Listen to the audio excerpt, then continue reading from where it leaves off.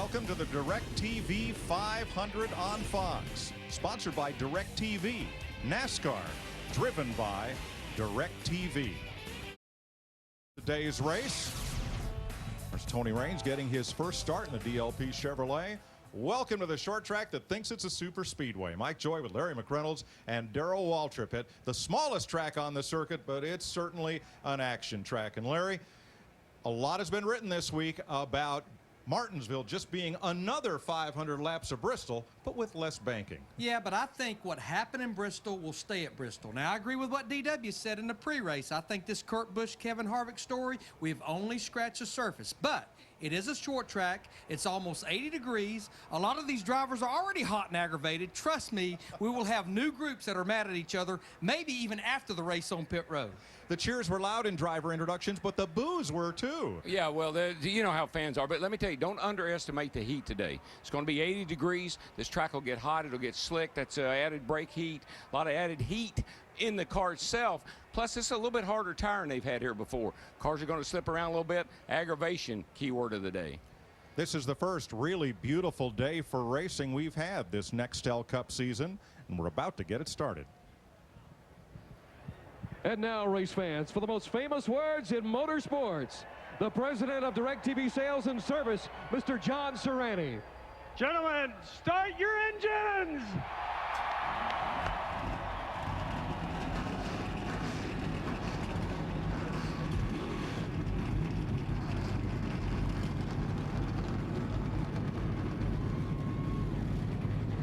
Getting set to go racing on an 80-degree plus day in South Central Virginia.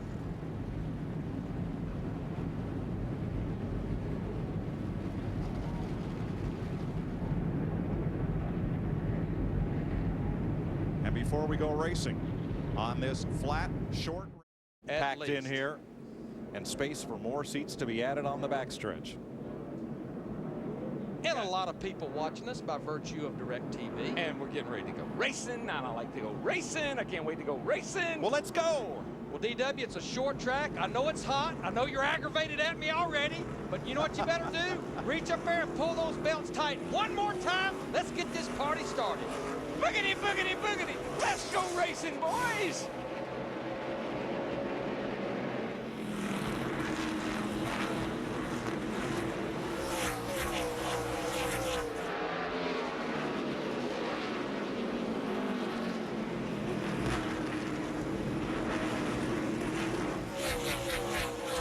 What Sterling Marlin in that 14 car was trying to make some move on the outside, and he got real loose off turn 4. Now he's trapped up there. Well, I've seen it in the past here where everybody tries to get to turn 1, big crash. Well, that didn't take long, did it? Caution is out. That's our DirecTV car with Clint Boyer. Robbie Gordon was 7. There you go. Come on. There you go. All of them get going, so they all will stay on the lead lap. But you know what, Larry? You can spin out here. You can get involved in a lot of accidents during the day, and you can keep right on racing. You're not going as fast as we were at Bristol, so you don't hit the wall as hard. You don't tear the car up like you did at Bristol. About 4.5 seconds slower lap here. Look at the trouble on Dale Earnhardt Jr.'s right front. And the problem with that is, look, what do you see in there? The brake brakes, ducts, the fans, and all that stuff, and you can't race here without that now. This looks like part of a chain reaction. There you see one of the brake cooling hoses hanging out of the right front of Robbie Gordon's car. Oh, yeah. I think they'll come in here crashing. The 19 gets boxed up, the 41 hits the brakes, and there's nowhere to go. Nope. Chain reaction. Looked like Chad Blunt possibly in the 34 car got into the back of Dale Earnhardt Jr. in the 8. From Clint Boyer.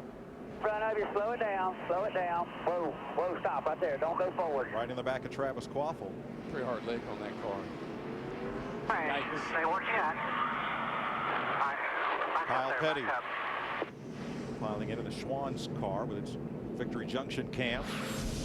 Robbie Gordon, we mentioned, involved. Dale Earnhardt Jr. We're under the first caution of the day with just 2 laps complete in the DirecTV. Pace car is in as they pick up debris from Earnhardt's brake ducting system along pit road. We're set for a restart. But they're coming to the green. Jimmy Johnson at the start-finish line. Dale Earnhardt Jr. in the 8 car is in the middle of 1 and 2. He's 3/4 of a lap down right there on that restart. I think that restart snuck up on them, DW, it looked like. I mean, you can see it right there. Already the back of the field is coming off turn 4. The leader, Jimmy Johnson, in the 48's in the middle of 3 and 4.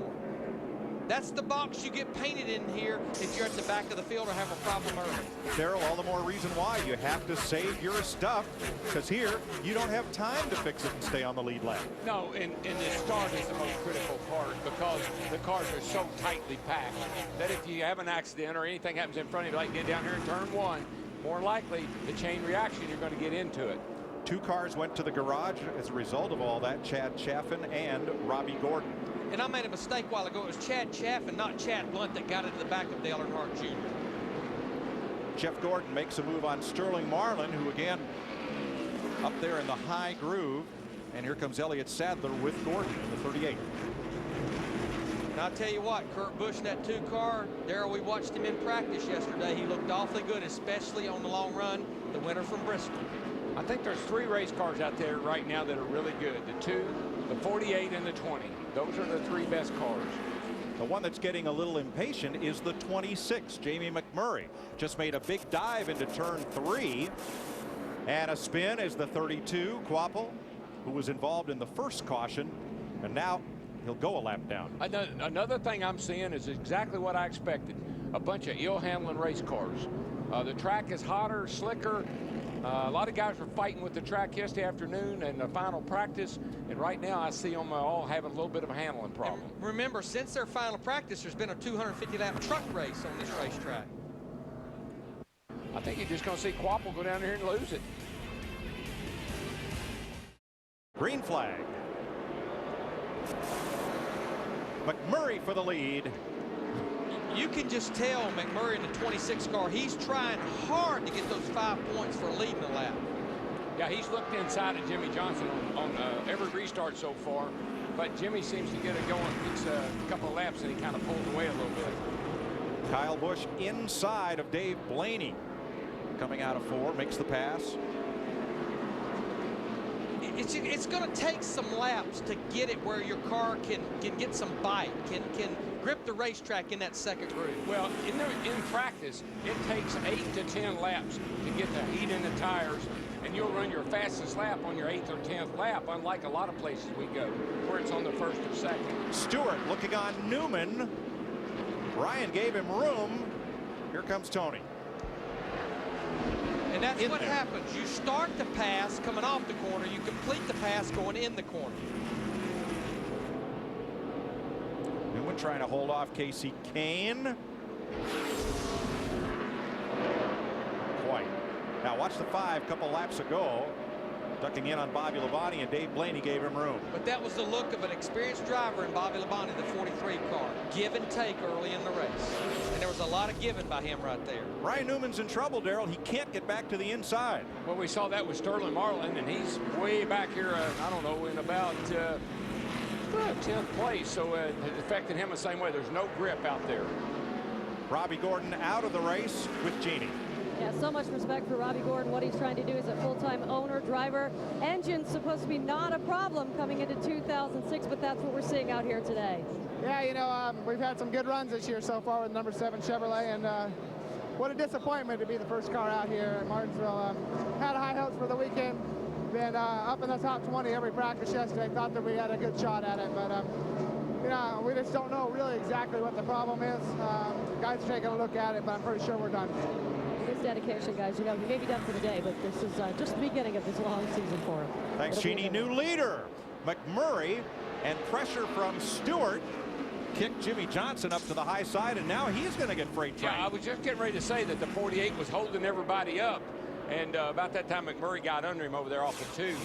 And I think he's going to fall back considerably now. And Darrell, where he started hurting Jimmy Johnson in the 48, the car was just stopping in the middle of the corner. The car wasn't rolling through the middle of the corner like it should. Looks a little snug right in the middle of the corner.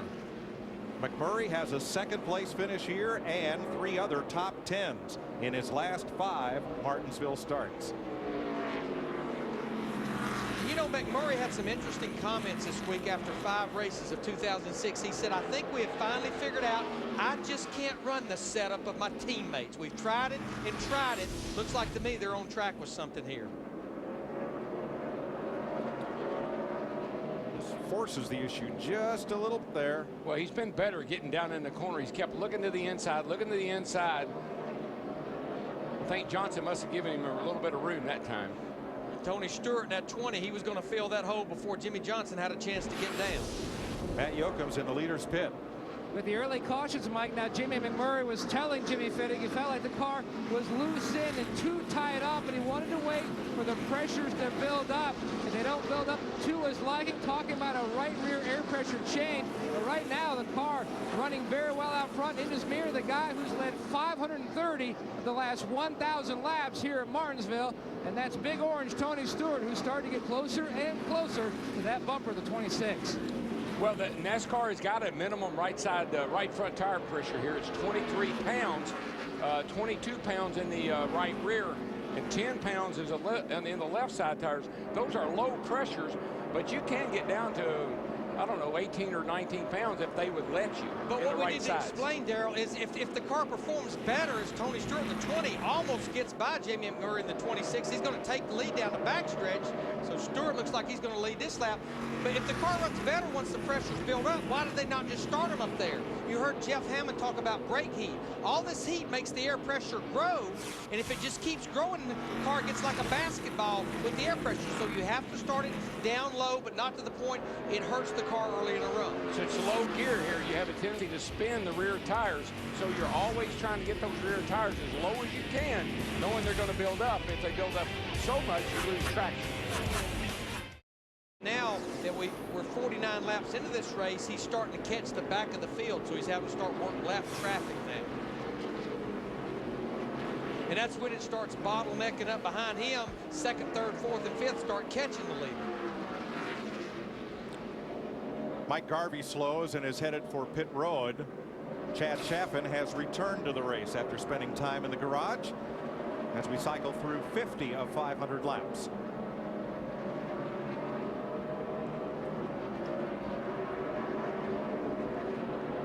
And Stanton Barrett has also taken his car to pit road. Stewart the leader. McMurray is 1 second behind.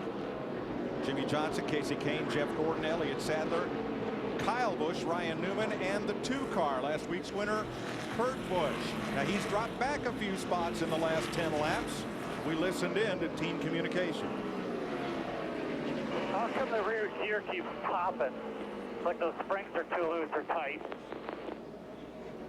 That's a ratchet in the rear end. It's what we call it, and they got springs in there. They lock the tires. They lock both rear tires up on the straightaway. They kind of ratchet in the middle of the corner, let the thing turn.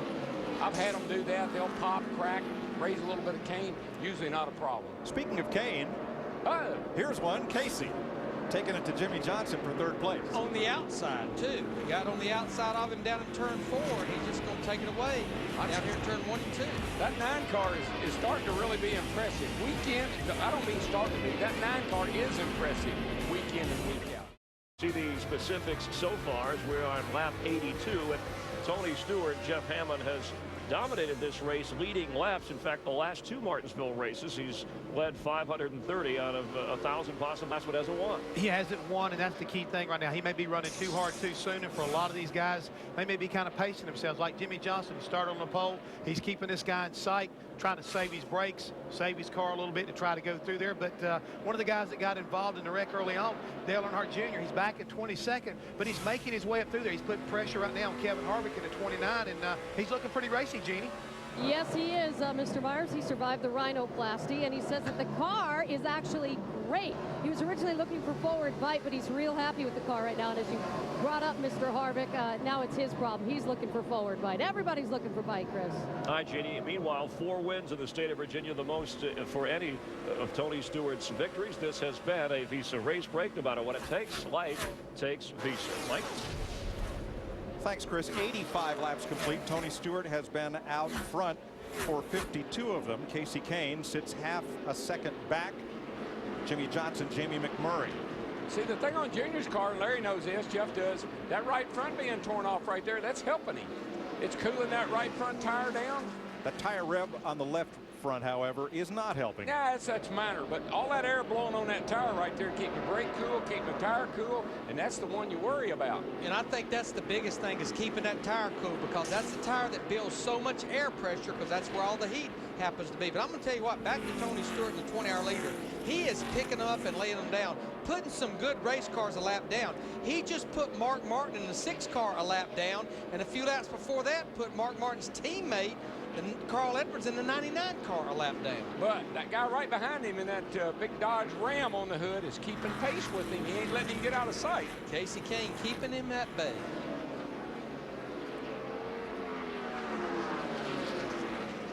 A couple of changes in the top 10. Jeff Burton has moved up to 8th. He's come from 20th, and here is Greg Biffle moving past Ryan Newman. This is for 9th. Jeff Gordon's in trouble down turn 4. Got a right front down, I think. I think he's got a right front tire down. Definitely looks like a tire down. Caution is out. That is a big break for him. Get up, Bird. Take it easy there. Take it easy on the rim right now. Okay, start easing it down. Start easing it down.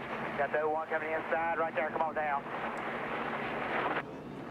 Debris from Gordon's tire has brought out the caution at lap 89. Yeah, right in the middle of the corner down there, Larry, the car just shot up the racetrack, so definitely cut a tire down. And that was Jeff Gordon's spotter talking to him, trying to get him down to the bottom of the racetrack, telling him what he was seeing about this right front being down.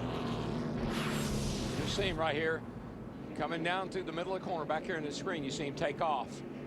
He doesn't hit the wall. He gets it woed up because it blew. It actually went down right in the center of the corner, right the slowest part, so he was able to keep it off the wall. So far, he's still on the lead lap, but that may not last. I don't know if he can. Yeah, I think he's going to be okay. If they'll change just right side tires and he will speed leaving pit road, he should be able to stay on the lead lap, Jeannie, if he can do it. All right, with a 5 of Kyle Busch. Don't waste any time. That was the order for this pit stop. Pull those fenders out because they were knocked in. He's going to get 4 tires. That's the plan, and that's what they're sending over the wall. Matt? Leader Tony Stewart is in. Air pressure change. Needs more help with forward bite. I mean, he needs to work on the car's handling on exit up off the corner. He's away. The 26 of Jamie McMurray. His car was loose and tight. It was loose on entry, tight in the center, and then loose on exit. Nick? Jimmy Johnson, another driver who needs forward bite. He has already left the pit area right behind the 20 of Tony Stewart. The car tends to be a little bit loose in the center. Johnson has adjusted his line on the racetrack. That made the car much better for him. There you see the race off pit road. Jimmy Johnson in the 48 gained a spot a lot because of his pit selection, that final pit box before leaving pit road.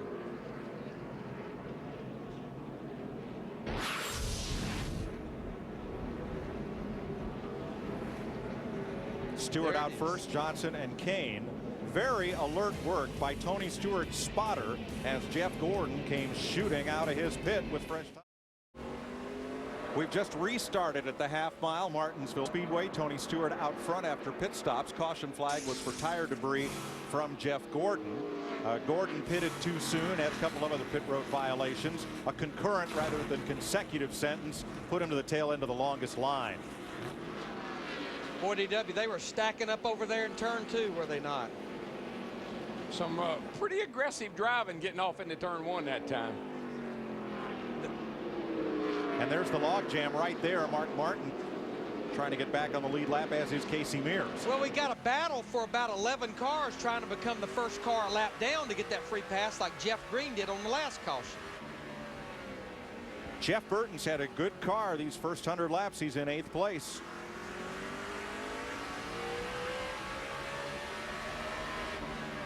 Now let's update the problem on Jeff Gordon's car that brought out the caution. Here's Matt.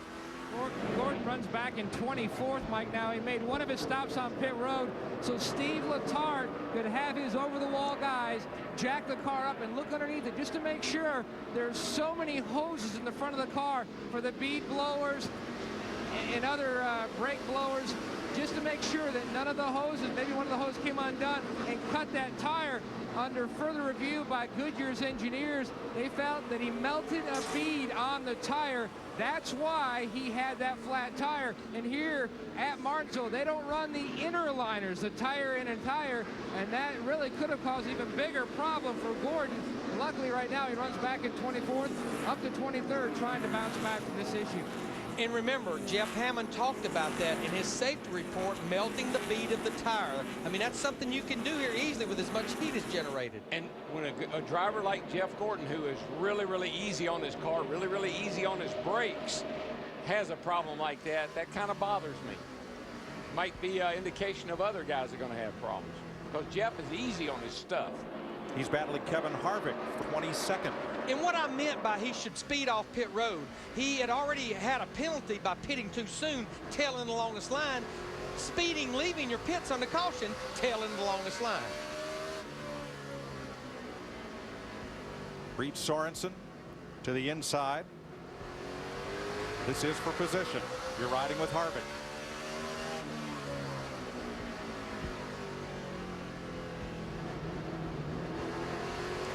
And Mike, looking at Reed Sorensen in the 41 car, remember we're at race number 6. All of the rookies like Reed Sorensen, they had never seen Martinsville because the Busch cars, they've not been racing here. Denny Hamlin is the only guy that raced here in the fall. In fact, J.J. Yaley in the 18 car called his crew halfway up here Friday morning and said, "Where is this place? I can't find it."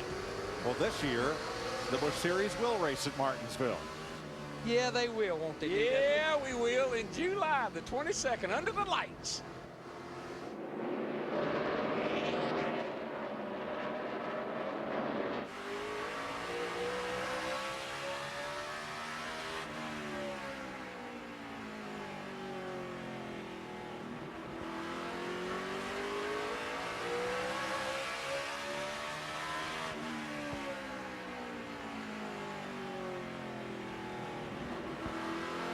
There was an interesting thread on this whole bump and run thing following Bristol, and it came from, I believe, Matt Kenseth. And he says, I apply the what would Mark Martin do test. If Mark Martin would do it, then I'd give it a try. But if Mark Martin wouldn't do it, I wouldn't do it. Interesting. That's what I call passing the buck. Speaking of Matt Kenseth, our points leader in the 17 car, remember he started back in the 16th position. He's just being quiet back there, running his own pace, but right now he is up into the top 10. Oh!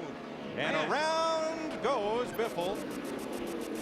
Biffle was trying to get past Jeff Burton, and Kenseth was there. I don't know if maybe Biffle, we'll have to take a look at it. Looked like Biffle may have, I know that he and the 31 made contact, but I'm not sure if Biffle got out a little too far or. Fourth caution flag of the day, and it's Greg Biffle coming off turn 2. These cars were all battling for position. Car is really hurt. Now watch him come off here. The Biff gets a little loose off of there, and they make his right front tire hits the 31's left rear tire, and it causes him to spin out.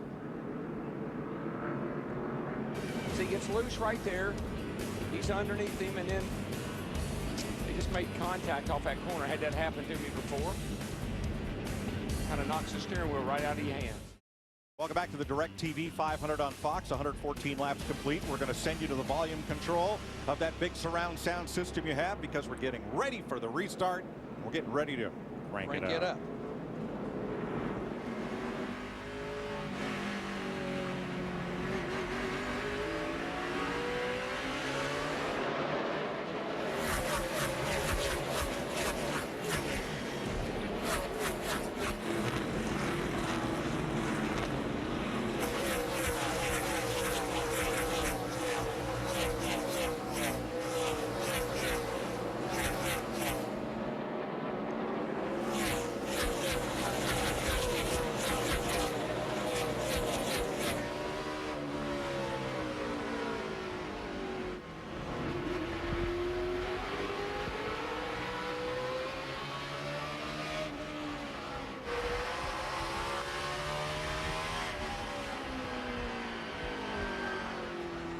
Because you asked for it, Crank it down. You asked for it, we deliver. Rookie Denny Hamlin got free pass on that caution flag, so we're back to green with Tony Stewart leading Jimmy Johnson, Casey Kane, Elliott Sadler, Jamie McMurray, Kyle Busch, Jeff Burton, Matt Kenseth. There's a lady down in Florida right now that is tickled to death with that little graphic.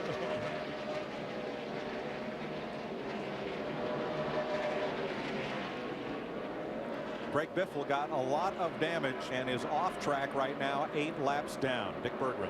Yeah, his best finish so far this year, Mike, had been his 7th place. They've got trouble on the right front corner. The ducting that goes to the brakes is all torn up, but the biggest problem is underneath the car. The rear housing is well out of line. They're going to have to replace the truck arms that locate the rear end in the automobile. That's going to have to square the rear end in the car. If it's off, if it's not square in the car, it'll be a handful to drive. My guess is this thing's beat up enough, it's going to be a handful to drive no matter what. And Biffle has now fallen to 20th in the Nextel Cup standings. We need to update you on Jeff Gordon in the 24 car. Remember, he had that flat tire back on lap 89. He was one of about 6 cars that came to pit road on that last caution and changed tires, and now he has worked his way past Tony Raines back up to the 18th position. Remember, still on the lead lap.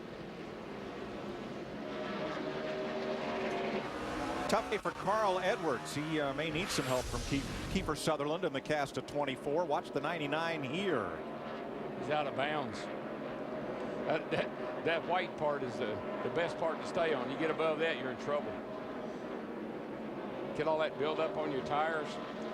And Darrell, you know, we had Carl on our trackside show a couple of weeks ago, and we said, what do you need to improve on from 2005? He said, road courses and Martinsville. He came here and qualified pretty good, but they do not have their arms around this place today. I just believe that the Roush cars in general, now Kenseth certainly looks pretty good, but in general, I think they try to run the same kind of chassis setups here, or geometry and all here, that they do on the 1.5 mile where they're so dominant, and it just doesn't work here.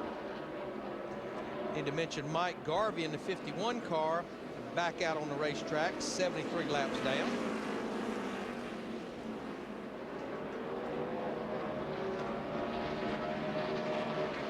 Jeff Tony Stewart has opened up a pretty sizable lead for Martinsville now, 1.1 seconds. And as usual right now, Mike, he's really making it look easy around this racetrack. But what I want to do is go back and talk about the Roush cars. Now, Darrell, you talk about what is going on, you know, with the 6 and the 99, for example. But I'd like to point out also the 26, Jamie McMurray. He's driving for Jimmy Fennick, and Jimmy Fennick has won here recently with Kurt Busch. And I think a lot of that has to do with maybe the coaching the crew chief is doing with these guys and coming with a package that is very comfortable. I think Jimmy is a veteran of this racetrack of many years, working with Bobby Allison and other veteran drivers, and he understands the principle of getting the car to launch off the corner. And working with Jamie right now, I see this in the 26 car. The car looks solid. It needs a little bit of tuning, but he's really right where you want to be. Running very smoothly. He gets ready to try to work under his teammate, Mark Martin. But the car is making solid runs, and if I know Jimmy, he's telling him to stay off that brake, save your stuff to the end of the race, and he may have an opportunity to get this Roush car back in the victory lane.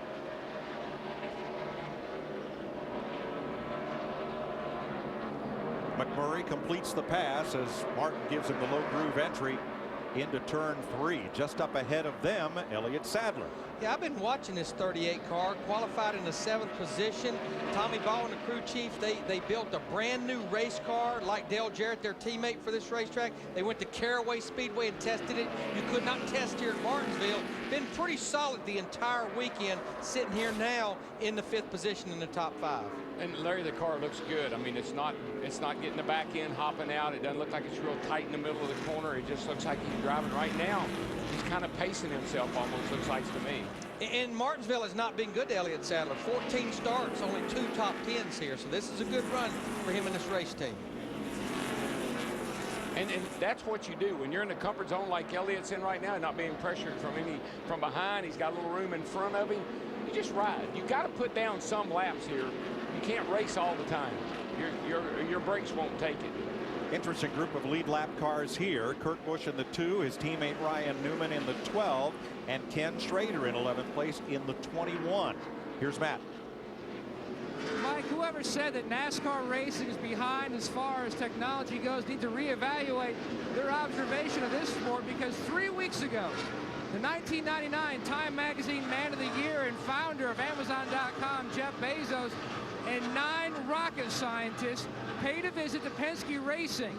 The reason? Their Blue Origin organization, which is trying to endure human presence in space and also work on commercialized passenger launching systems to go into outer space and visit the moon. They paid a visit to Penske Racing to look at their organizational setup because 2 years ago, Jeff met Roger Penske as we got spin on the racetrack, Mike. Turn 3, David Stremme has gone around.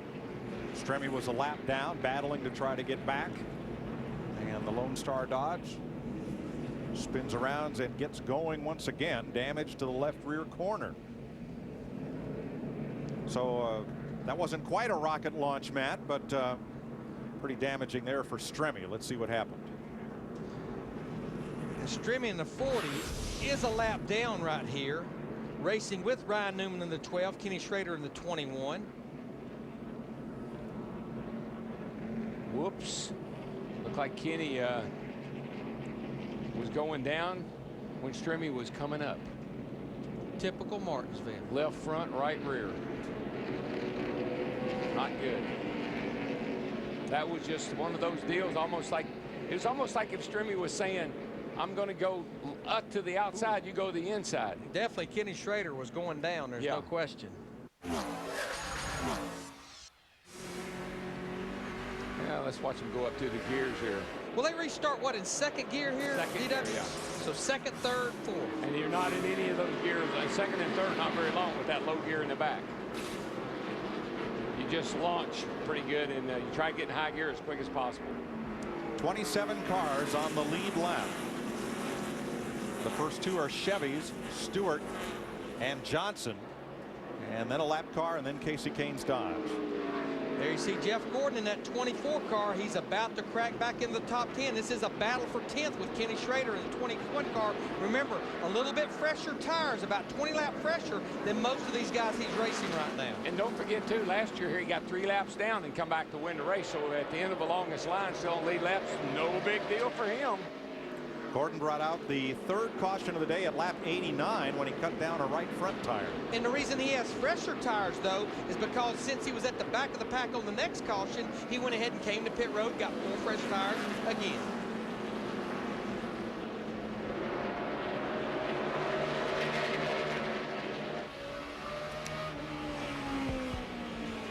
Riding with Michael Waltrip in the 55 car right now. Michael in the 31st position, 1 lap down, which we've got about 5 or 6 cars that are 1 lap down, racing for that free pass to get back on the lead lap. Right now, Mark Martin in the 6 looks to be a shoe for that. Now, Mark had a lot of damage from that first turn accident on the 2nd lap there. I think they've worked on it, got a little bit better. It doesn't look any better, Darrell, but no, it sure works better. He may have had another accident we didn't see.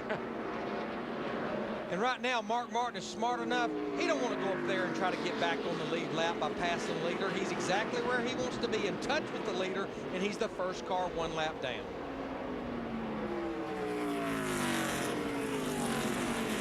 You know, you talked about emails, DW. I continue to get emails about the free pass. What the free pass is, if you are the first car 1 lap down behind the leader and the caution comes out, the field is frozen, so they let that first car get back on the lead lap, go all the way around the racetrack.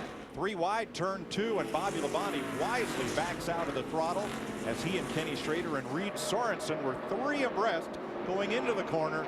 That won't work here. Yeah, Reed really, he made it 3 wide going down there. I didn't think they were going to make it, but he is right there with Kenny Schrader and Bobby Labonte, and so they helped him out. Now this is worth another look. Watch Reed. He's in the inside on the 41 car. Here comes Bobby on the outside, and he and Kenny say, well, kid, you go ahead. You go ahead. Yeah, there'd be a place right at the exit of that corner where someone would lose a fender or 2. Oh. Little bump there as Newman tried the inside on Labonte.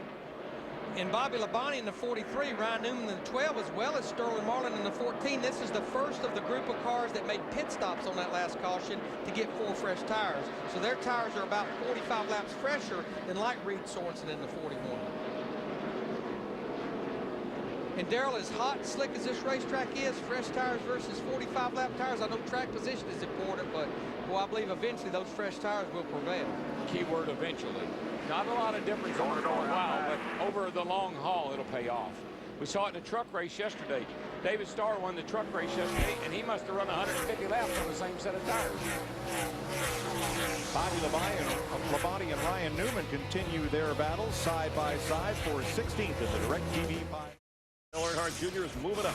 Yeah, he's moving up. He's been in a pretty good battle here between he and Kevin Harvick, but after that first incident back here on lap 2 really started this race, he's done a great job of keeping that car up front, working through the field, but pretty good battle here, and the 29 starting to put some pressure really on Jeff Gordon, and I'm really curious to see if he gets around Gordon. He'll be right behind Kurt Busch, and as DW talked about early on in the day, sparks could fly when these two guys get together. Well, and we've gone, and the 21 car with a problem. He's headed down pit road right there. Kenny Schrader running really good today in that 21 car, the Wood brothers here from Virginia. So far, though, tempers have been cool on a warm spring day in Martinsville. And right now, talk about how hot it is. Kenny Schrader's coming down pit road with his oil temperature's gone up to about at 320 degrees. They're going to try to pull some, put some water in it. Running kind of hot, looks like.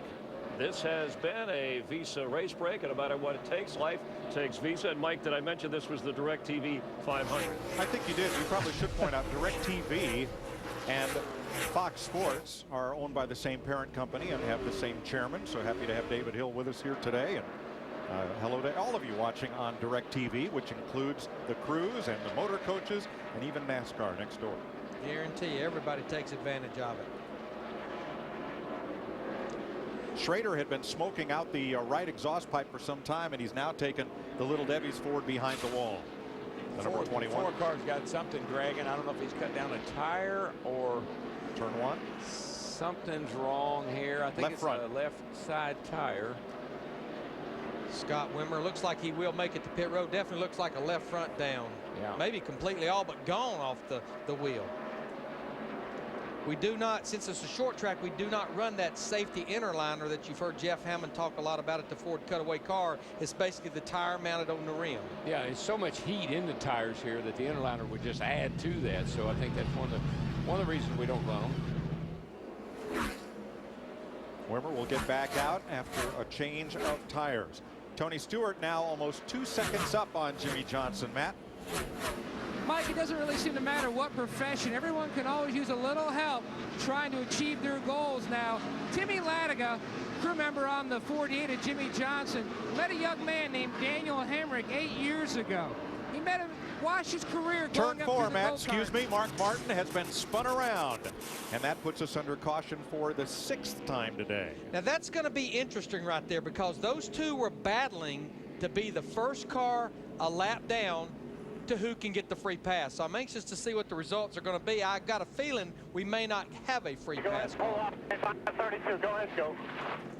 As the rule is applied, if Mark was the first car 1 lap down and he's involved in the caution, 4 tires again. then you're right, no free pass, Larry. There it is with Casey Mears. These guys have been going at it for quite a while. I think Casey was actually a little quicker than Mark Martin for the last few laps, and right there on the throttle off turn 4 gets in the back of Mark. And boy, Mark Martin, 4th in points, had a rough day so far. The Petty car slow on pit road. Richard Petty's taken that number 43 to 15 checkered flags here at Martinsville. Labonte in trouble before we get to halfway here. See, Jimmy Johnson in the 48 drives by J.J. Yaley in the 18. It was a battle for the 4th position. Martin Truex in the Bass Pro Shops number 1, way up and out of the groove, and now he's got to clean his tires back off as Kurt Busch goes by. 26 cars on the lead lap, including Carl Edwards, who raced past Sterling Marlin after they dropped the green on this restart to race his way back onto the lead lap. 43 car must have had an engine failure, because he's taking that baby behind into the garage. I tell you another car having a good run. He runs behind his teammate right here, Jeff Burton, up in the 31 car, but I'm talking about Kevin Harvick in the 29 car. Started in 29th position, got that top 5 last week at Bristol. That was his first top 5 since Richmond, May of last year. Another good run today for these Richard Childress cars.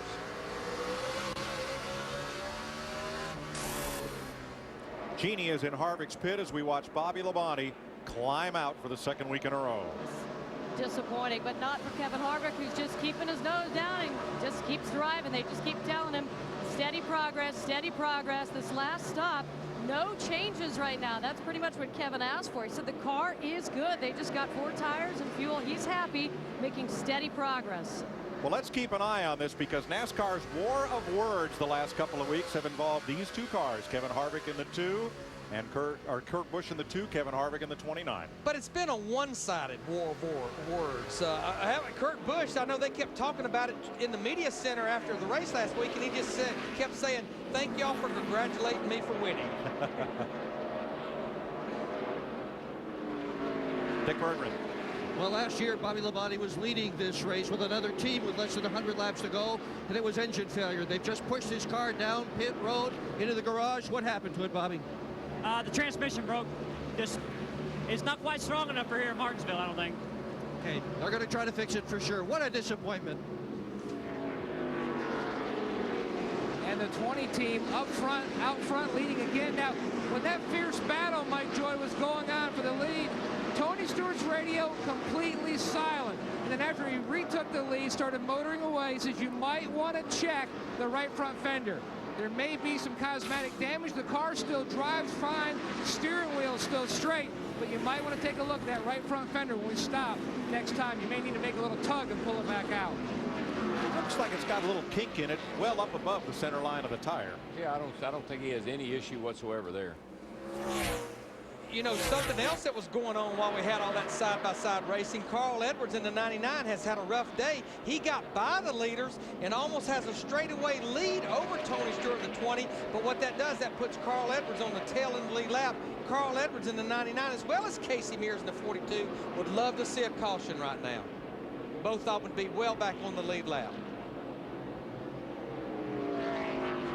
Carl looks like he's got one of those cars, as long as he can use the whole racetrack, kind of go where he wants to. Looks like it runs pretty good, but when he gets in traffic. I want to make sure we mention Greg Biffle is back out on the racetrack right now, 62 laps down after making repairs to his car. We also better mention Kyle Busch because he is coming toward the front. He's 1.8 seconds off the lead, and he's moved his way up to 3rd. All the Hendrick cars are running good today. The 5, 24, 48, they're all right there. Well, at the risk of drawing another caution flag, let's go back to Matt.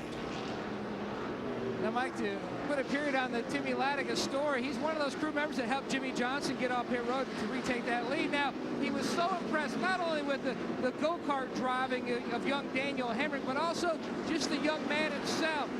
So he wanted to help him further his racing career.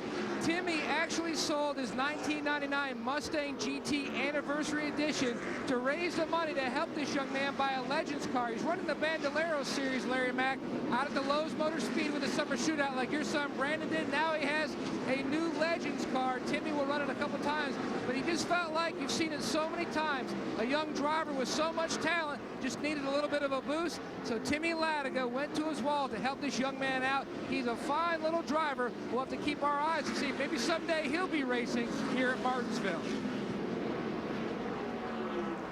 We crossed 200 laps for Tony Stewart, Casey Kane, Jimmy Johnson, and the rest of the 25 cars on the lead lap.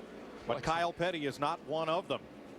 Kyle slowed out here on the racetrack going down the front, and man, he drives in there and look what he sees. Rear end trouble has put Kyle Petty behind the wall. So you got a transmission on the 43, and now you got a rear end on the 45. All within about 12 or 15 laps of each other. Looked like he was telling the crew, hey, I've got a gear burning up in this thing. I've got gear problems.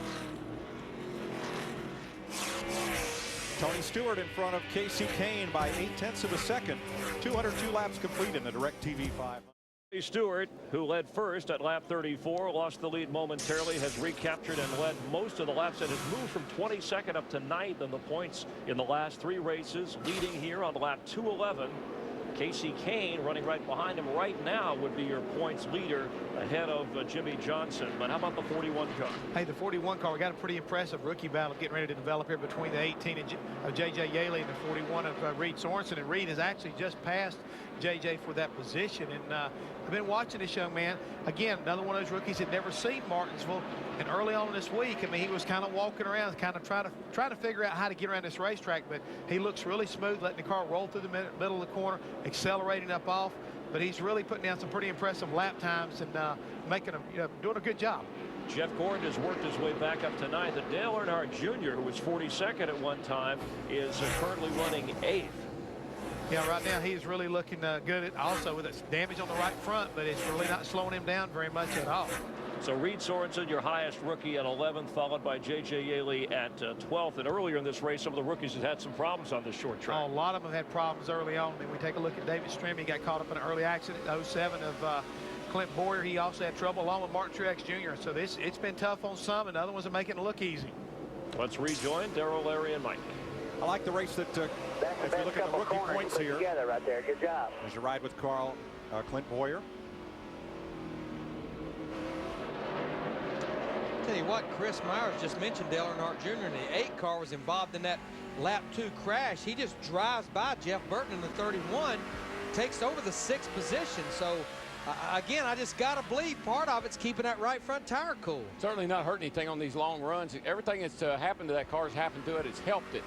Got air going in the right front. That's a good thing. Got the grill open a little wider. That's a good thing. And you got no rear bumper holding the thing, no drag in a straightaway. So he aerodynamically has fixed that car.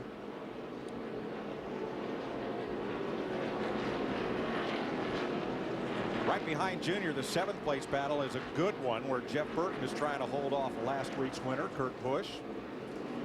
And they were side by side a lap ago. Now Burton has prevailed for the moment.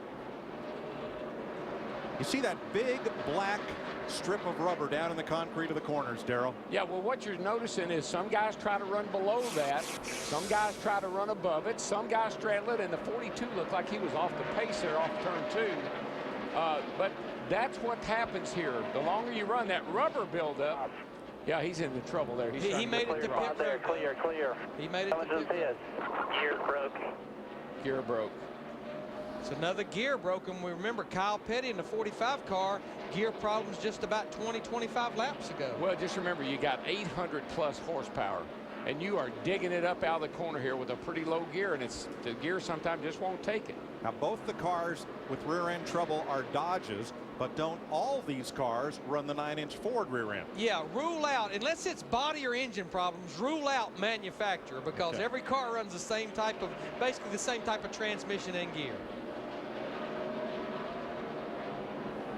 Let's look at the 2 different lines that Tony Stewart and Casey Kane are running. Tony's going to run the curve. I mean, he's right on the bottom. The reason is, here he goes right here. That's Tony.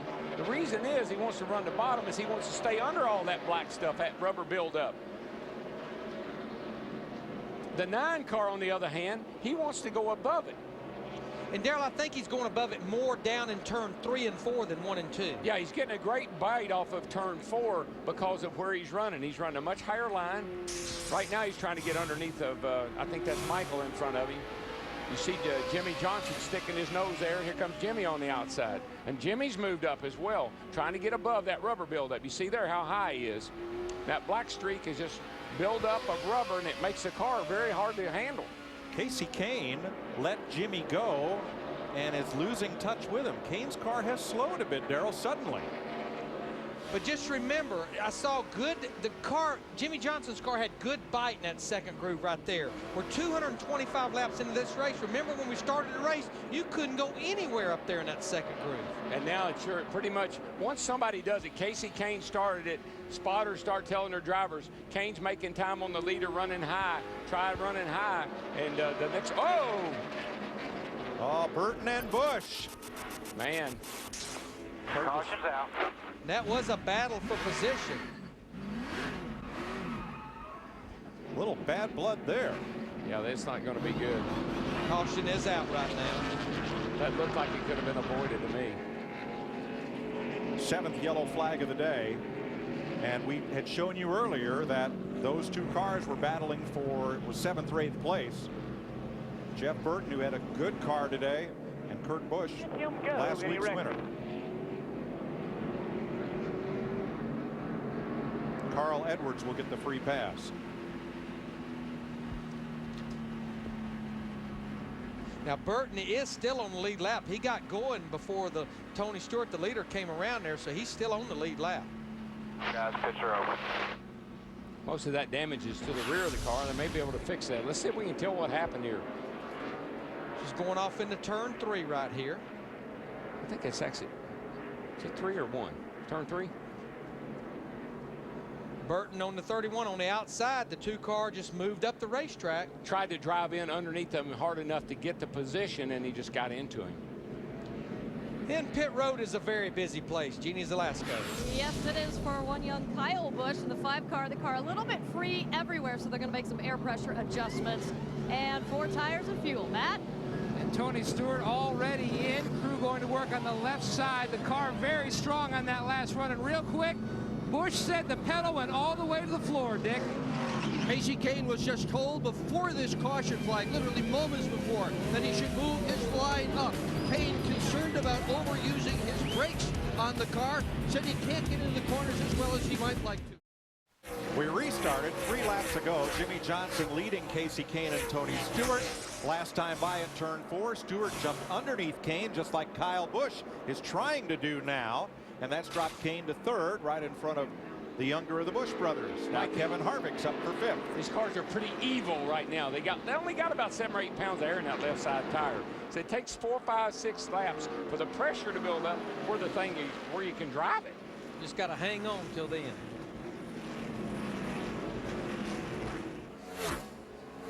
So Jimmy Johnson is out in front for the 2nd time today. We listened in.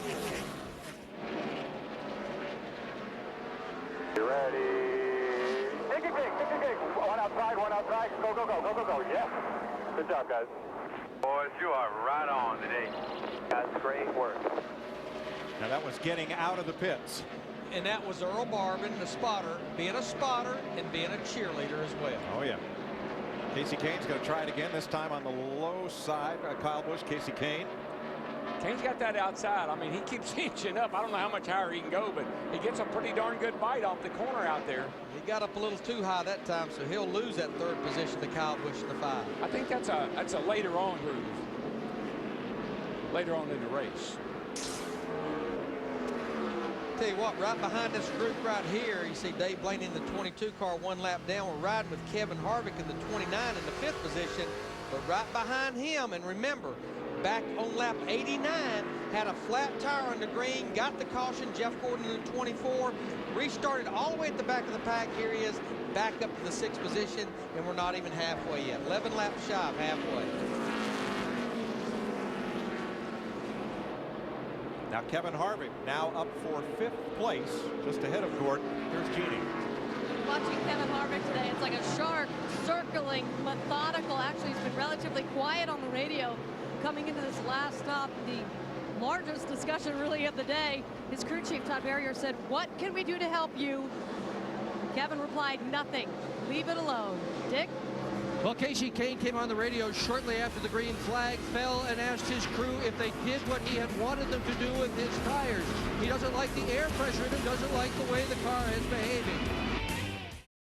Contact in turn 3 between 2 former teammates, Joe Nemechek and Scott Riggs. Boy, watch the leaders coming here. There's Jimmy Johnson. Here comes Tony. He just whoaed up. But the real battle right there is between that red car, 99 and 14. They're battling over who's 1 lap down to get the free pass, and I don't know how that turned out. It all depends on where they were when the field was frozen at the time the caution was displayed. But that 01 of Joe Nemechek, Scott Riggs, and the 10 were battling for position still on the lead lap. But a lot of damage to the Army car, Joe Nemechek. Battle no more today.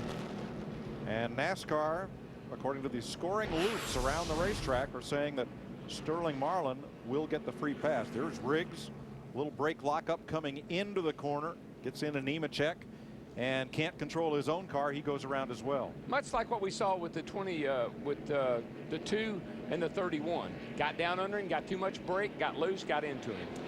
Well, I know pit road will be very busy because it's been about 70 laps since our leaders were on pit road. We've got about 18 cars on the lead lap. And we're told the 9 of Casey Kane has dropped a cylinder, so he's running on 7 cylinders, but still a lead lap car.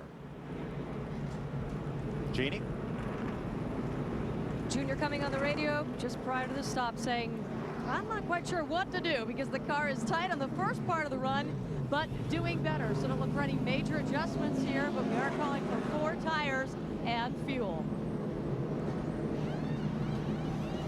Now, look how far he pitted back in his pit stall. Reason Reed Sorensen in the 41 in front of him is still on the lead lap, but Matt, that gives him a good way to get out.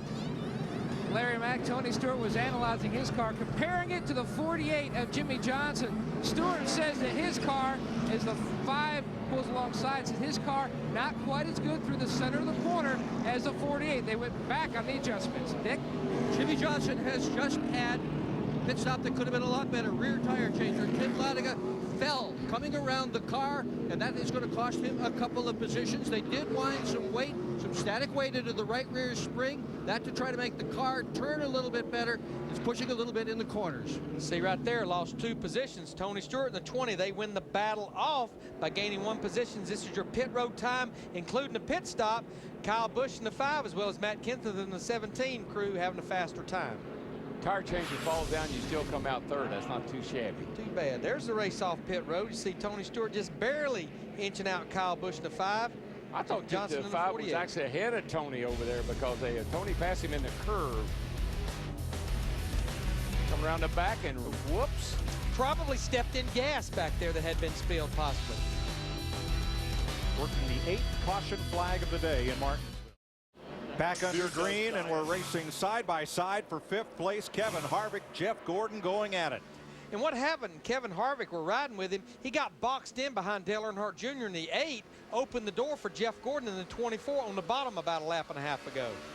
But as you can see, I mean, we're 300 laps into this race. And whoa! Wow. Gordon moved up the racetrack.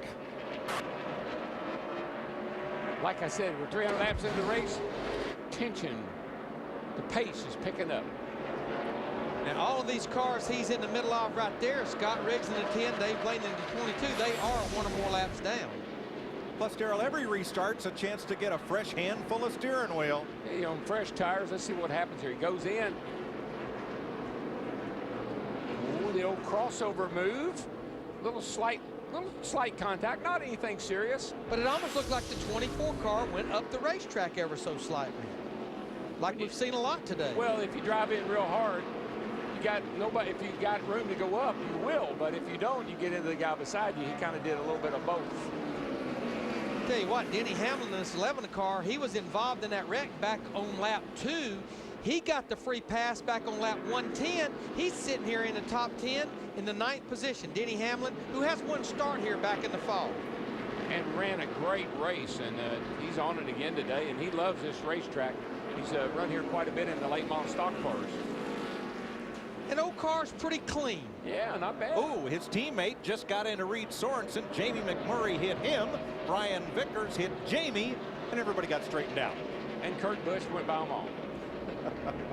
All in the front, 800 feet down the front straightaway, and that much happened in 800 feet. Folks, the only way to see it all here is to buy a ticket. We'll show you everything we can, but this is a great place to come to and see a race. Yeah, let's now see. It starts up here. There's a little bump from the 18 into the 41, and the 26, and then the 25. Then the 96 gets out there. And like you say, Kurt Busch in 2 goes by them all. There he goes. He dives. No, he ain't done. He dives down under Boyer. Now, this happened about the same time. Whoops. Excuse me, pardon me. Yes. And the 11 just got moved by Mark Martin, and perhaps that had something to do with the move you just saw. I would say probably so. And Jimmy Johnson in the 48 car just went by his teammate Kyle Busch in the 5. That was a battle for second position while these guys have been battling. Our leader, Tony Stewart, in the 20, out at about a second lead right now over these guys. Still 19 cars on the lead lap, and right in the middle of it, Jamie McMurray, the inside of Denny Hamlin, who drops from 10th now to about 14th. It almost looks like something happened to the car. I would guess he's up on the outside. No, I think he may have some of that contact. He may have done something to the car, possibly a tire going down. Hey, you see Brian Vickers in the 25 car right there. Yep, there he goes. There he goes. Hard into the outside wall. Something happened to that car, that contact. I think he probably cut a tire down. We're getting a report from Jeannie. He has a flat tire. Caution is out here at lap 307. That'll be the 9th one today. And that may be a break for Casey Kane.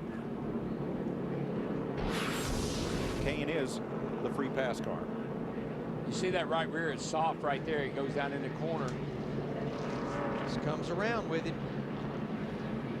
It's confusing to the driver because the way he got shoved around, he wasn't sure if he had picked up a lot of buildup on his tire or if in fact he had a flat. Now he wishes he had maybe thought I had a flat. Pit road is open. No takers among the leaders. It's only been 13 laps since that last restart, so not really surprising. Here actually comes Kurt Busch in the 2, Brian Vickers in the 35. It's a pretty hard lick to that outside wall by Denny Hamlin. Yep. Jeff Green is also in. Sterling Marlin and Dale Jarrett. Clear. Look at one more replay. Gonna hit the wall. Toss to the out. We've just restarted with Tony Stewart up front, Jimmy Johnson, Kyle Busch, and the 8 car of Dale Earnhardt Jr. The Bud car is 4th. Jeff Gordon is 5th. Kevin Harvick 6th. Kenseth, Sadler, Sorensen, and Mayfield are top 10. I tell you, that 08 car, if he's not using that bad boy up, and if it's cooling like we think it is, oh, if it's around, up on the curb, that the blam. Good. Good to go. Good to go. Yellow. Caution is out. The one thing I was worried about is he has no protection for that right front tire. If he pokes somebody, he pokes them with the tire. They're going to have some serious work to do on the left front now because he did get into that inside wall. Yeah, I guess a little wee bit. I think if they fix it like the other side, he'll be okay. Come in and get 4 tires. Chop that side off, boys.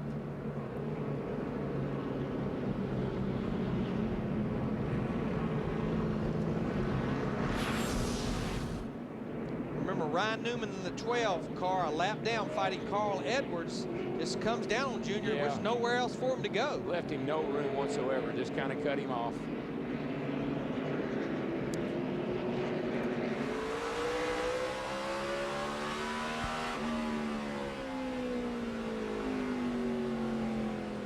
You can see Ryan's got, he's coming down hard. Straighten it up. You're good to go. Good to go. I mean, no turn signal, nothing. Just nope. Left turn, Hurt the right left front a little bit, Tony Jr. Yeah. Good news for Carl Edwards. Edwards gets the free pass. You remember Mexico when Kyle Petty wrecked Michelle Jourdain? I think that's kind of the reaction this crowd just gave a second ago. Yeah, Kyle Busch. Kyle Busch, yeah. Kyle Busch. Jeannie. Hand me the hammer. Not the words that they were expecting to hear in the A pit, at least for several laps now. They thought the bad stuff was behind them. You heard Junior talking about the left front being hurt a little bit. Junior actually not wanting to come in, but his crew chief coming on the radio saying, yes, we have to pit, but his car is not going to make it. So the hammer's hard at work, and they're putting 4 tires on, and he's going to have an uphill battle again today. Well, Jack, we were just what we were thinking, that things were looking up. Got his work cut out for him again. We do need to mention Jeff Burton in the 31 car. He's going back out on the racetrack 73 laps down. Michael Waltrip just returned to the race. Tony Stewart and the rest of the leaders stay out at 319 laps in the DirecTV 500. Tony Stewart, Jimmy Johnson, Kyle Busch, Jeff Gordon did not pit. Here they go. See if you can keep up with all this. That's all at the same track, isn't it? That's it. Same lap, same track. Why don't we crank it up while we're doing that? Why don't we?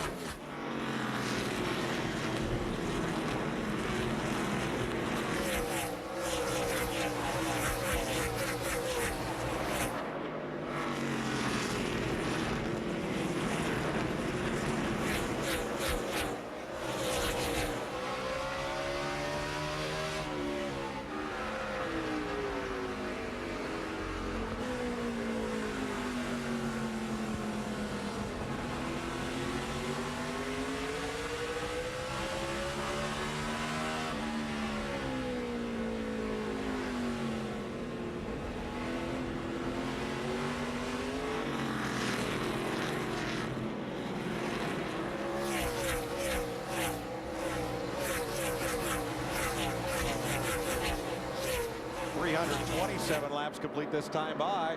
Tony Stewart has clean air out front, and he's got a cushion. The lap car of Ryan Newman separating from Jimmy Johnson, Kyle Busch, Jeff Gordon. 3 Hendrick Chevrolets. Hendrick going for 4 in a row. They've won 5 of the last 6 here. Yeah, Ryan Newman now is 1 lap down trying to get the free pass. Carl Edwards got it on the last caution. Watching Junebug back in there, and his car's not right now. He's got his hands full. Looks like that did get some damage to the left front. And Darrell, the car sounded flat coming up off the corner from his onboard. We listened in to Junior and crew. It's gonna be all right.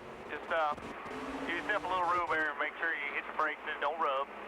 We just lost a little bit of spots, but it ain't terrible. We've been at worse today. I can't keep knocking the front tires off his car. Jeannie? Crew Chief Tony Eury Jr. trying to calm him down.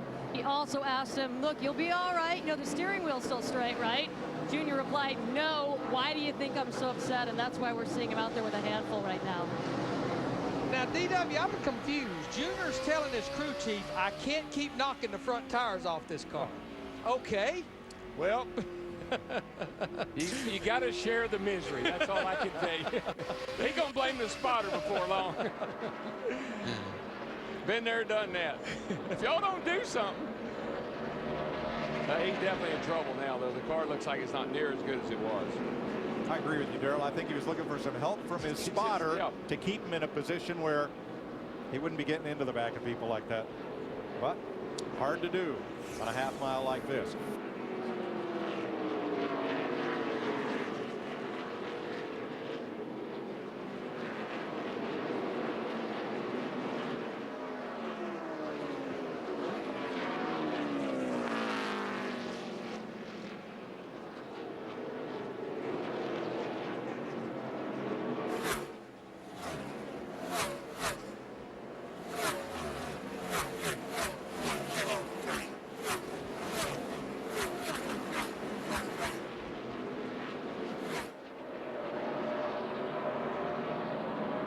Brian Vickers in the 25 car. You know, Brian has been fast all weekend long. He just didn't cash in come qualifying, but he's hanging out on the lead lap right here in 12. Nemechek goes around. Nemechek goes around again. Caution is out. That's certainly the caution that Ryan Newman. Oh, I don't know, More to go by. DW. He'll be clear. Oh, yeah. Guess who gets it? I think Casey Kane in the 9 may have got it because remember he's down a cylinder. Exactly. That's the second time he's got an engine problem. Can't keep up. They just lap him, and he gets the free pass. He's loving these caution flags. Yeah, he needs them being on 7 cylinders. Timing them perfectly. Good for him. That's got to be real frustrating for Ryan Newman, who's running decent, if he could just get back on the lead lap.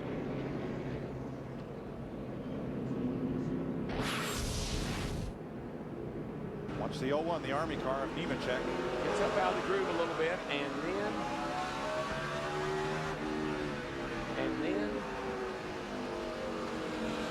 going through turn 1 and 2 here, right Tony Raines. They touched right there off of turn 2. Here, clear. It has a tire rub right there.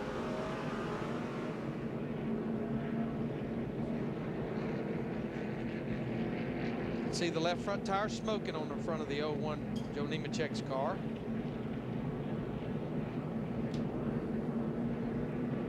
There possibly a similar situation that had to Denny Hamlin. Possibly the tire going down, the car just got loose with it. I think the tire may have hung in the fender. Like he went in that corner and the tire got caught up in that fender that got bent and he couldn't correct it. You see a lot of smoke coming out as he goes down in the corner. I think that could have been a possibility.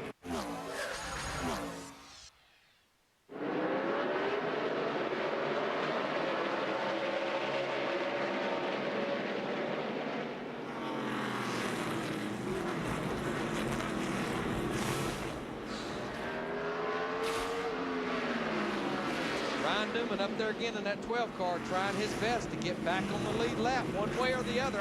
He may be under the conclusion the only way I'm going to get it is just try to drive by the leaders, but that's going to be a tall order. If I see him, no, he can't. He's got to keep going. Jimmy Johnson cleared that lap car. Kyle Busch, Jeff Gordon and all did not.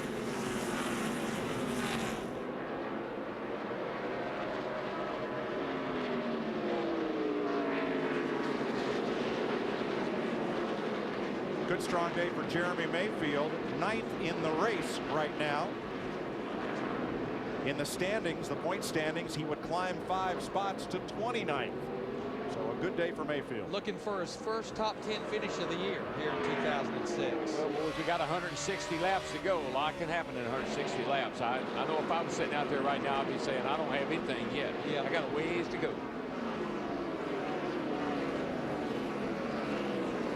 A lot of good cars behind him. McMurray, who started outside pole today in the 26. Kurt Busch in the 2. Earnhardt Jr., Carl Edwards, Jeff Green. Wide open in Texas next week, the Samsung Radio Shack 500. Big boy racetrack. Everything's bigger in Texas. Big boy racetrack down there. Very fitting. We talk about Texas as we ride with Tony Raines, owners of this car, Roger Staubach and Troy Aikman. Don't bring your wine and cheese down there. Bring your work clothes. Junior in 12th. He's knocked 3 out of 4 fenders off that car. He had a little help.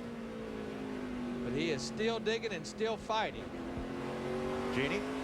Yeah, fighting would be the operative part of that phrase. He came on the radio a short while ago and said he is most frustrated because he does not have that front bumper anymore. It has nothing to do with the situation with the tire and the brakes. It's because he can't administer any payback. Ugh. Now, he better not touch anyone with his front end now, Jeannie, because there's not a whole lot left up there to use right now. Speaking of front bumper, did I read that NASCAR is going to change the front bumper regulations when we go to Talladega to eliminate slam drafting? And I think it was inevitable that was going to happen. I saw it when we were in Atlanta a couple of weeks ago, and you know, I don't think it's totally what they were looking for, but it's a step in the right direction. Let me tell you something else, Larry. I was talking to Brett Bodine yesterday, and I've not been a big fan of the car tomorrow. I've been kind of down on the thing. But he told me that the car I saw about 6 months ago is they've got a brand new car now. And he was really, you can use a lot of the components off of our existing cars. Front snout, rear clip. It's only the center section of the car that's going to be totally different. That made me feel a lot better. Yes, that's a big advance. And when we come back here with the DirecTV 500 a year from now at Martinsville, NASCAR on Fox, this will be another race for the car tomorrow. In fact, they have a test schedule here tomorrow with several teams. Elliott Sadler to the 38 car, been solid all day long up in the 6th position. I was talking to Dick Bergman, though, earlier, and he talked like this car was running a little bit on the warm side, and they've taken all the tape off the nose of that car, Dick. They sure have, and it's not just the engine that's running at 260 degrees. I just talked to Tommy Baldwin, and he said the brakes are overheated as well. Still, Elliott's hanging in there in 6th spot. Grill is completely clean. There's no debris on there. He's just running hot today. Everything hot.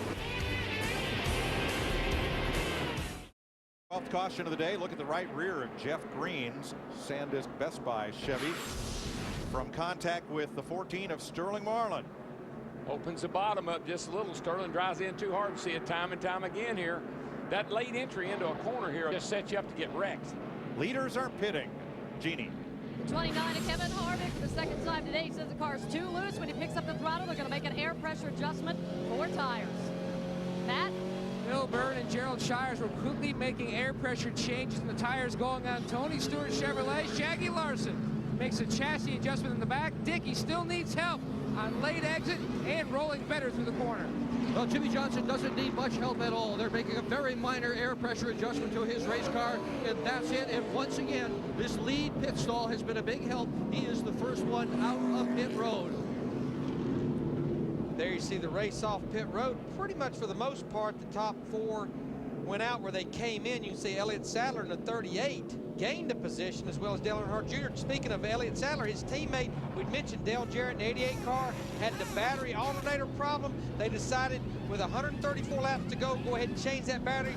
Problem here, they will go a lap down. Scott Briggs got the free pass that time, and we'll get back on the lead lap.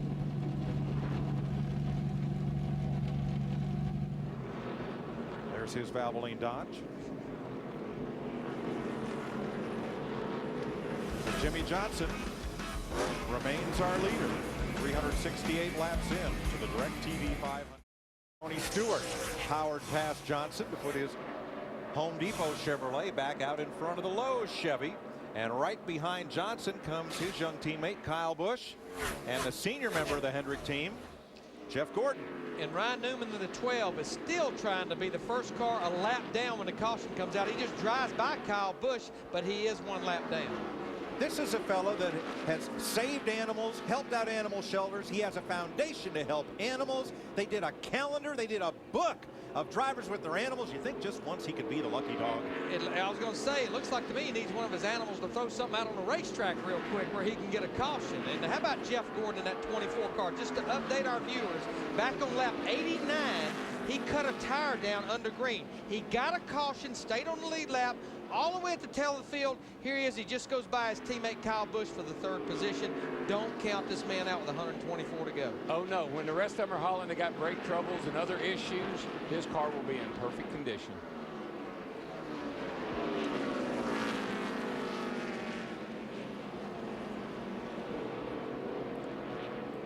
Casey Kane dropped a cylinder, got back on the lead lap with a free pass or two, and now you see a lot of smoke. It's not just one cylinder this time. It looks terminal for the Dodge dealers number 9. Most time, I'm sorry, Larry, go ahead. Oh, most time you break a valve, or you'll break a rocker arm or something in the valve train, and then it'll eventually just fall on down in there and punch a hole in a piston.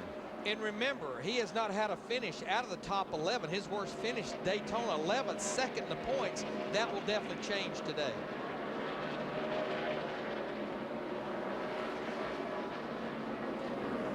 Tony Stewart controls the pace of this race. Darrell, if you're Jimmy Johnson, how hard do you want to push him with more than this hard for the lead? I was just going to say, I won't buy, and I won't buy now. I should have asked you a lap ago. That 48 car has done exactly what I said they needed to do. They've made that car better. Now, Tony Stewart in the 20, he has already locked up the bonus points for leading the most laps. No one can catch him. He has led 261 laps. Here's Dale Earnhardt Jr. in the 8 car trying to fight his way back to the top 10. He was alongside Kurt Busch a lap ago, and then things got dusted around to where Jamie McMurray has the advantage of Earnhardt and takes the spot away, so he loses one instead of gaining one. Car's just not right ever since he hit that inside wall with that left front. They looked like they were getting it back there, but it's not quite what it was. Yeah, it's not killed, obviously, but it's not as good as it was. Just that little bit of tap on the left front probably messed the toe up just enough, makes it a little more hard. It makes it harder to drive.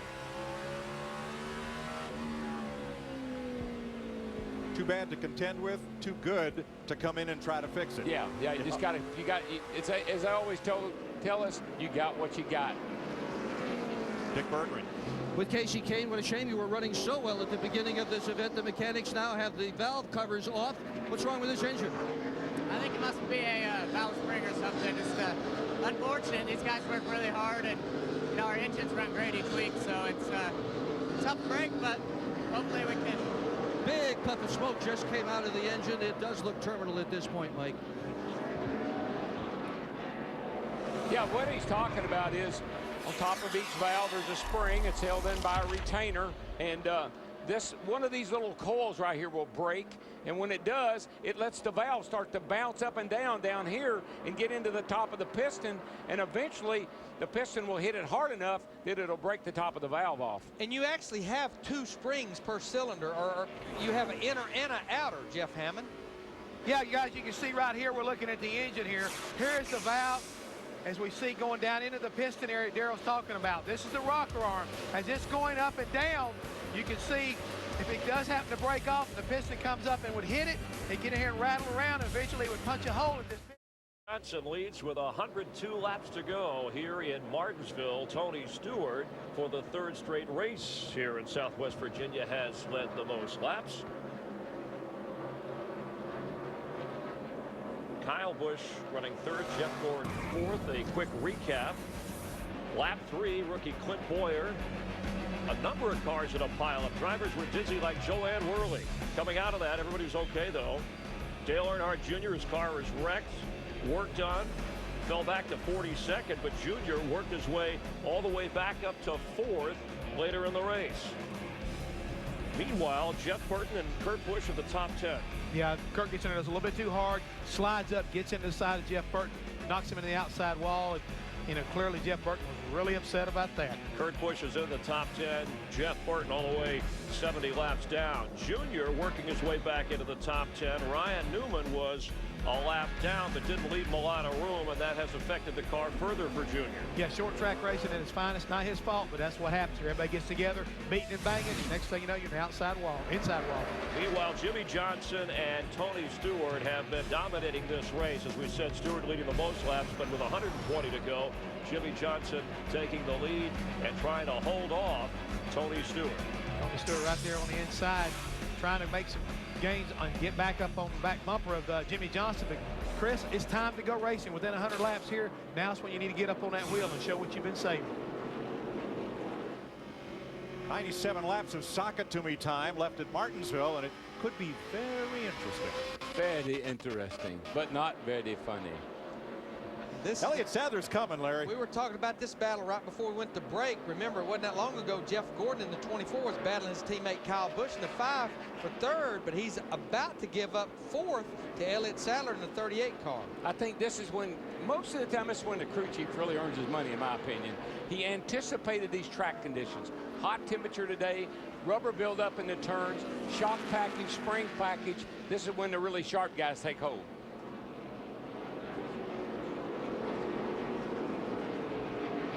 Sadler 4th at Daytona. Best finish in his last 4 races was 13th last week at Bristol. He has 1 top 5 at Martinsville. Jimmy Johnson powered himself back into the lead after that restart. We listen. Being losing the lead like that. After you guys get me on the lead, let's go get it back. Doing a fine job at it. Buddy, just settle in, settle in. Well, at the top of the show, we talked about our FedEx racetrack keys right there. We've already talked about taking care of your brakes, but what Chad Knaus and Earl Barbin did right there, they covered both of these with Jimmy Johnson's patience for 500 laps and take care of your driver in more ways than one. Calm him down.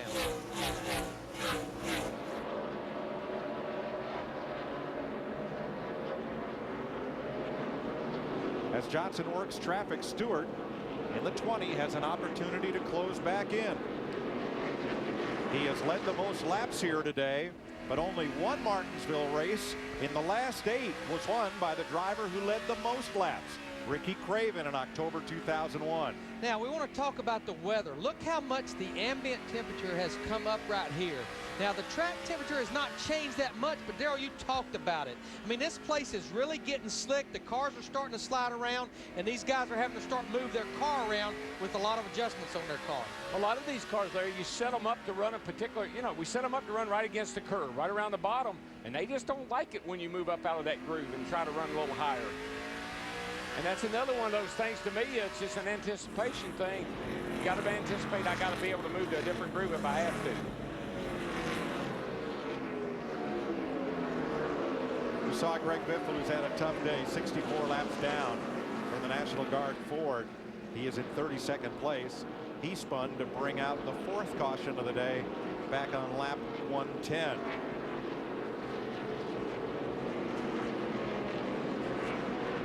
Matt, what's Tony Stewart been saying on the radio about his 1/8 of a second lead? Well, he's led 261 laps, Mike, and he says that they've made a lot of headway in one area. That's rolling through the center, but they still need help on exits. The car is much better, but obviously, right now, the other car is much faster, meaning Jimmy Johnson. Sure, visibly don't see anything wrong with the car. It's just not as fast as he was earlier in the day. Things not sliding around a whole lot. I don't see him sawing on the wheel a whole lot. Just looks like he's not running quite as quickly as, say, Jimmy Johnson is. Or as quickly as he was a little earlier. This car looks good. Third race in a row that Tony has led, Martinsville race in a row that he's led half the laps or more. Last spring, though, he finished 26th. Last fall, finished second. Chris Myers talked about it earlier. Over 500 laps of the 1,000 laps he led here in 2005. And Darrell, you know how hard this place is for a rookie. All these rookies, except for Denny Hamlin, never seeing the place. How about Reed Sorensen in the 41 car? Started in 25th, up there battling Kevin Harvick for the 6th position. I've been watching him, Larry, and he's just done a fine job. He's been very aggressive. He hadn't just been riding around. He's raced hard, and he's closing up on the back of Kevin Harvick for another spot there. He's just had a whale of a good day. Good job for the young kid. He's one of just 2 rookies on the lead lap. J.J. Yaley in 15th is the other. But right behind Reed Sorensen, if he looks in the rearview mirrors, we've got a battle right here for second, starting to kind of brew up right here. But back to Reed Sorensen. Matt Kenseth, another guy that's been quiet all day long, comes in here as our points leader. He's up there battling Reed in the top 10. Well, remember, too, that yesterday in the final practice, Kenseth had a brake problem, broke a bracket off of his spindle that holds the caliper on. That was very fortunate for them, and here they are right now, sitting in pretty good shape. Jeff, how's it look down there where you are?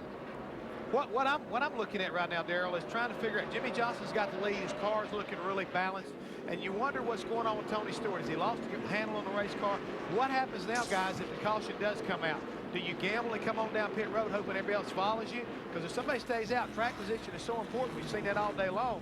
Does anybody come down pit road and try to, make their car better for this final stretch? We're getting closer and closer to the end, and that becomes, I think, more of a serious discussion and a decision to be made. Yeah, it's the same old thing, Jeff, that you see every week.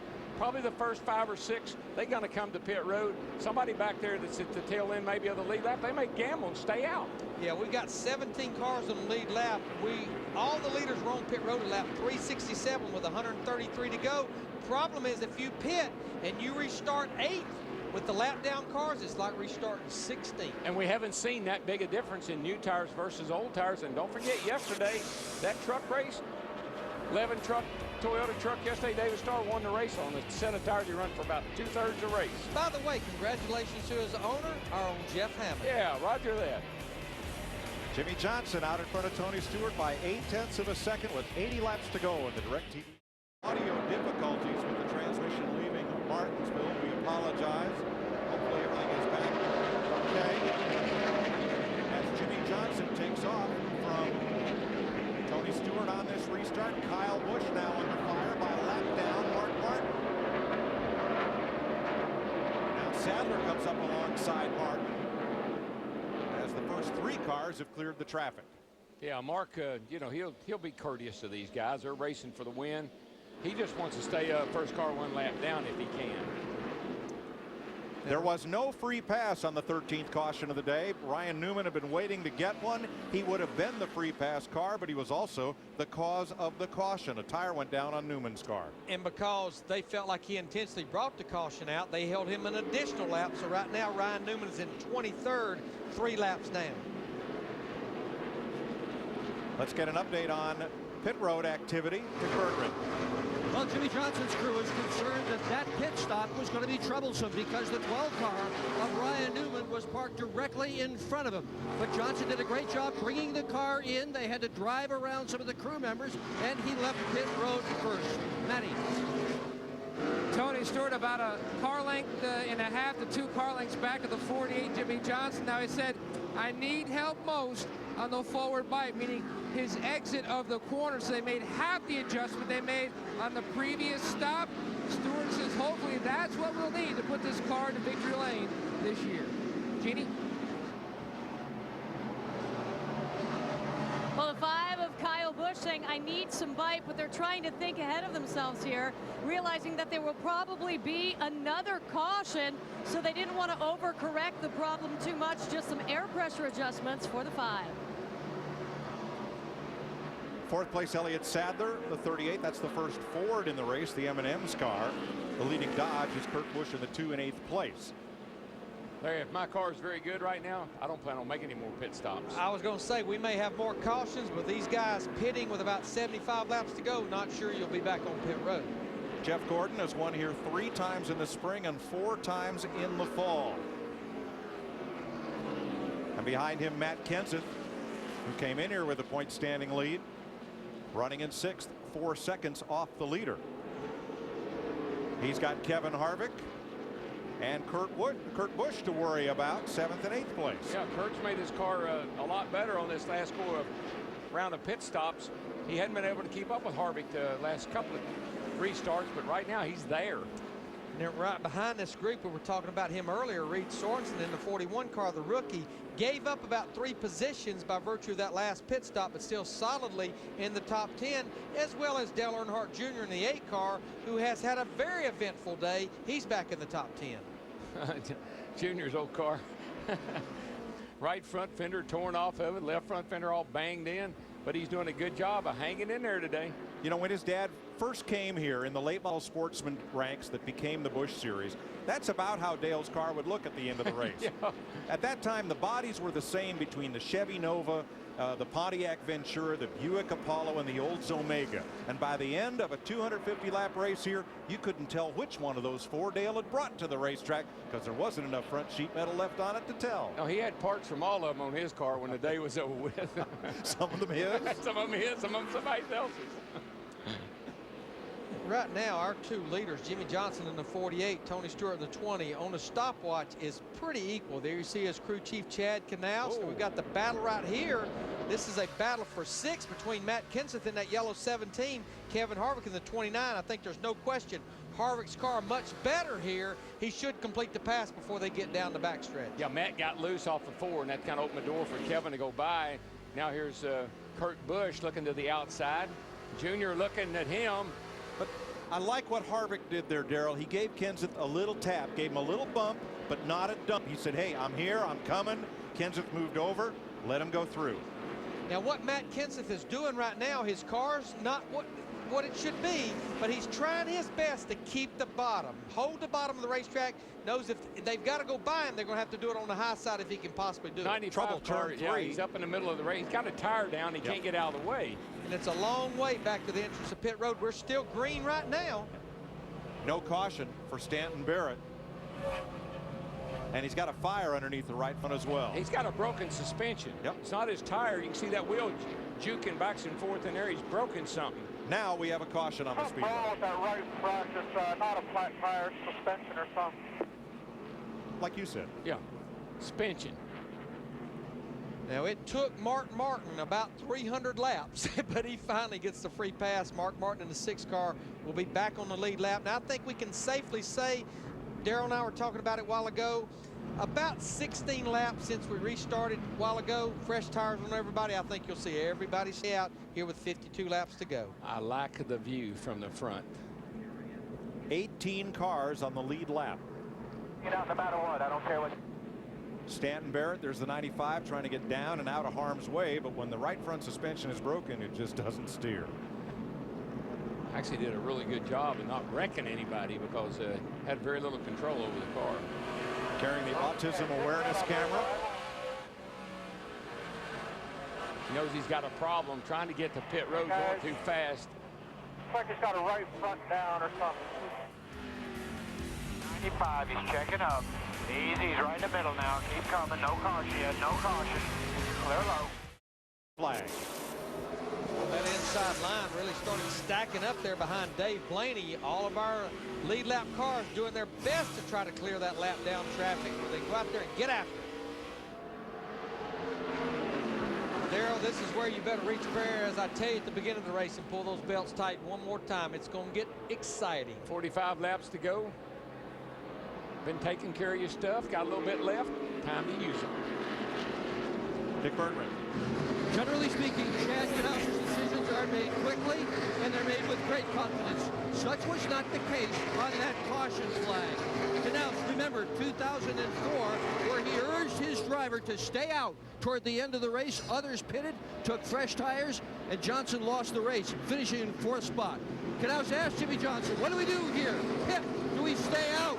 Remember what happened to us 2 years ago. Nothing was said.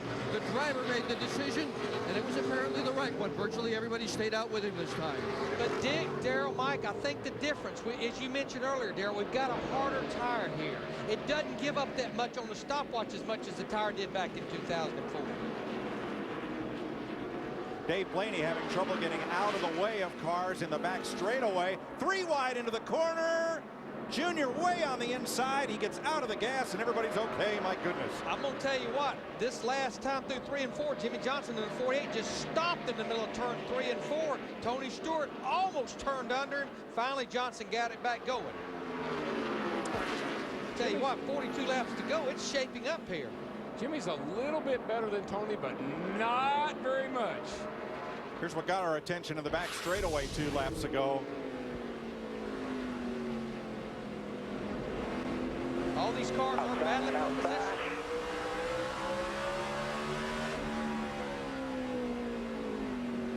That's where it got 3 wide going into the corner and sorted out. Checking up, keep coming, keep coming. 3 wide, 3 wide. Yeah, 3 wide will not work. It's pretty treacherous 2 wide. Well, credit due to Dale Jr. because Come outside.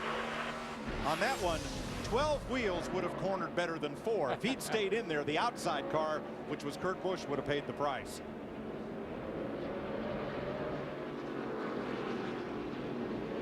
Junior, it's like driving a modified, you know, where the tire doesn't sticks out over there. You got to take care of that right front tire. This is a battle for the 7th position right now. Elliott Sadler in the 38 car looks like he just kind of rattled a cage on the 5 car. Kyle Busch, he takes the 3rd position away. I think the 19's got an engine problem. Elliott Sadler and Kyle Busch. Just ever so slightly in the left rear. Not too politely. Meanwhile, Jeremy Mayfield, big trouble. Yeah, he just went up in a plume of smoke. Now remember, if this indeed, and we don't know that it's an engine problem, remember his teammate Casey Kane had an engine problem earlier. That possibly could be some of the other troubles we've seen, gear or transmission. It's pretty terminal. Whatever it is. And Jeremy had a great run going, but as you said, with 160 to go, we got a long way to go. Yes, sir. You got to be up there at the end. And the thing I like about our leader is Jimmy Johnson's not driving as hard as Tony Stewart is. Tony is charging down in the corner. Jimmy's easing down the corner, and he's beating Tony off. That's what you want here. Take care of that thing getting off, you'll be fine. And Jimmy can do that right now. Problem's going to be with 35 to go. They will start catching some lap cars. And here comes one of the masters of Martinsville, Jeff Gordon. 7 wins here, powering past Kyle Busch to move up into 4th. I love it when you say, where'd he come from? Well, we've got to pick an All-State good hands driver of the day. And through all the incidents, Dale Earnhardt Jr. still contending in 7th place right now. You saw him as part of the 2 car in the wall. Yep. Junior fought his way back after being involved in the first incident of the day, and even after a bump from Ryan Newman sent him into the inside wall. 3 of the 4 corners of that car are bent up or broken, but Junior is still in the top 10. On behalf of Dale Jr., Allstate will donate a $1,000 scholarship to the Urban Youth Racing School, Allstate official insurance partner of NASCAR. All I know is with 32 laps to go, we got them 3 and 4 wide down the back straightaway right now.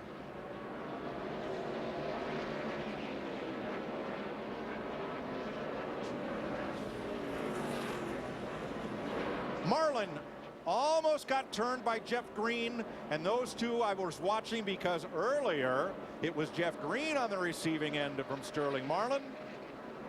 That might not be over with just yet. But this is where the spotter and the crew chief, Sterling Marlin, settled him down. He's still on the lead lap.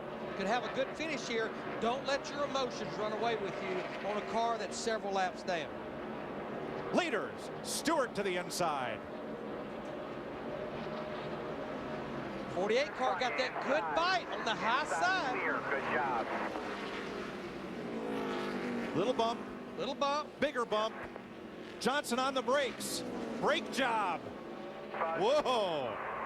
Inside, inside, inside.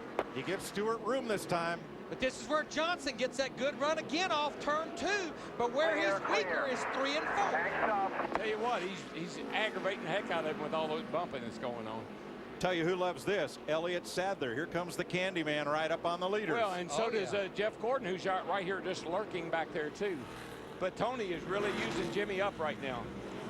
But Darrell, it looks like Johnson in the 48, he's moved up to the high side and in lane 2, both ends of the racetrack where there's good bite right now. He got knocked up there, Larry. I don't think he moved up there. He got moved to the top. And his spotter sent him up there. 20 car only. Little rub. Full car in front on the top. Trouble for Yaley. Flat tire, left front. No caution. But why those two guys been going at it? We talked about it. Elliott Sadler in the 38 car right there in the mix with him. Jimmy gave Tony a shot. Tony might have been a little late on the gas there. You never know. Hard to tell, Darrell. Does one car run into another, or does the lead car hit the brake, or does it even matter? You figure it out. If the guy that was behind you is beating your back bumper off, he gets in front of you, what are you going to do? And look at Jeff Gordon in the 24 car. We got all top 4 right there together. 26 to go. I love this place. Doesn't get any better than this, folks. And Kyle Busch is sitting back there going, you know, if they all get together, I win. Things have settled down a little bit now. They've spaced themselves out a little. I think Jimmy just kind of, Tony got him frustrated. Jimmy took it out on him a tad, but Tony's driving off now. There goes Elliott Sadler up the racetrack. Jeff Gordon in the 24 gets by, and Sadler's got a problem. All clear. Does he have a problem, or did he get hit? I don't think anybody touched him, Darrell. But if he got that high up the racetrack, you talked about it earlier, it gets all that rubber on his tires, and he can't turn the race car. See, he's going down into turn 1 here. Jeff Gordon looks to the inside. Jeff looked to the inside. I think it distracted Elliott just enough. Darrell, I'm not too sure. Maybe he will hop a little bit right there, because a lot of times during the course of the race, remember, you take the brake adjuster and you get a little bit out of balance, drive in a little hard, wheel hop a little bit, do the same thing. Yeah, I think what happened to Jeff is Jeff Gordon looked underneath of him, and Elliott looked back to see where he was, and he lost his focus for a second and got loose getting in.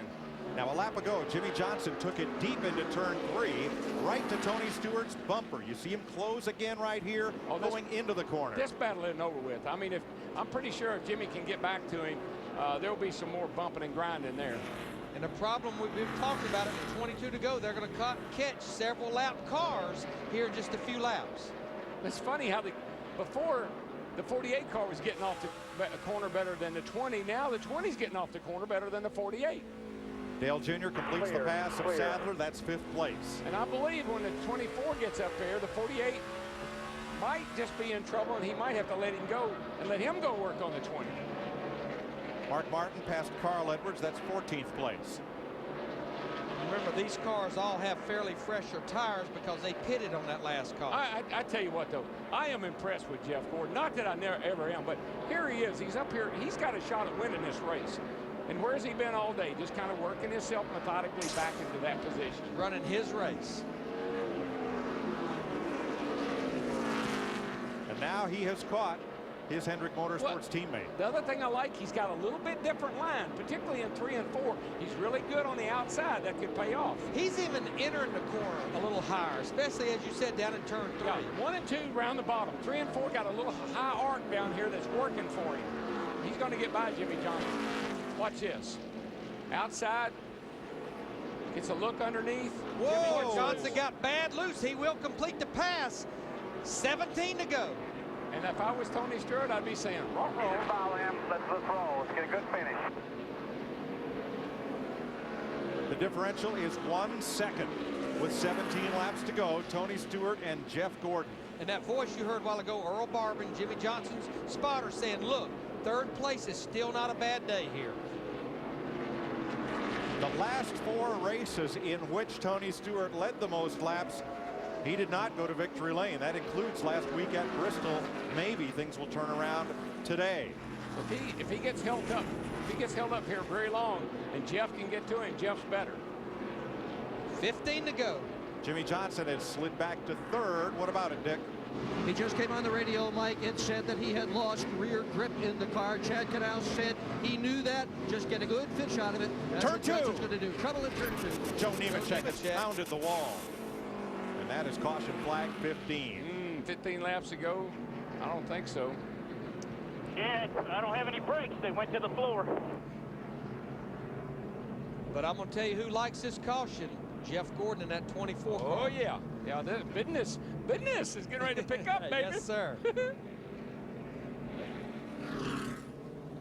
And I tell you, Jimmy Johnson get a chance to cool those rear tires off. He might be a factor again, too. Looked like he was pretty good on restarts. That road's open. Will anybody come? I think you're going to see the same thing we've seen. The guys at the back of the lead lap cars, yeah, they'll probably come to pit road because we're going to be right there at 10 or less laps to go on this restart.